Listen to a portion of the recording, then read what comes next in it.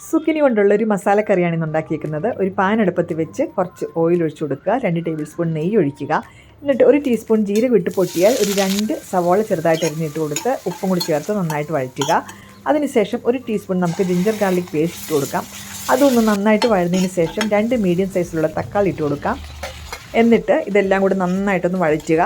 തക്കാളി നന്നായിട്ട് വെന്തുടഞ്ഞതിന് ശേഷം ഇതിലേക്ക് ഒരു 1/4 ടീസ്പൂൺ മഞ്ഞൾപ്പൊടി, 1 ടീസ്പൂൺ മുളക് പൊടി, 2 ടീസ്പൂൺ മല്ലിപ്പൊടി ഇവയെല്ലാം ചേർത്ത് നന്നായിട്ടൊന്ന് ഇളക്കി വഴറ്റുക. അതിനുശേഷം ഒരു 1/4 ടീസ്പൂൺ ജീരകപ്പൊടിയാണ് ചേർക്കുന്നത്. എന്നിട്ട് കുറച്ച് വെള്ളം കൂടി ഒഴിച്ചിട്ട് നന്നായിട്ട് ഇളക്കിയതിന് ശേഷം മൂടി വെച്ചിട്ട് എണ്ണ തെളിഞ്ഞിടം വരെ നമുക്കൊന്ന് വെയിറ്റ് ചെയ്യാം.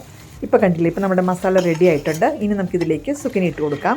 എന്നിട്ട് നന്നായിട്ടൊന്ന് മിക്സ് ചെയ്യുക. കുറച്ചുകൂടി ഉപ്പ് ചേർത്ത് കൊടുക്കാം. എന്നിട്ട് മൂടി വെച്ചിട്ട് ചെറുതീയിൽ നമുക്കിതൊന്ന് വേവിച്ചെടുക്കാം. ചപ്പാത്തിക്കും പൊറോട്ടയ്ക്കും ഒപ്പം കൂട്ടി കഴിക്കാൻ പറ്റിയ ഒരു അടിപൊളി കറിയാണ്. നമ്മുടെ കറി റെഡി ആയിട്ടുണ്ട്. വീഡിയോ ഇഷ്ടമായാൽ ലൈക്ക് ചെയ്യാനും ഷെയർ ചെയ്യാനും സബ്സ്ക്രൈബ് ചെയ്യാനും മറക്കരുത്.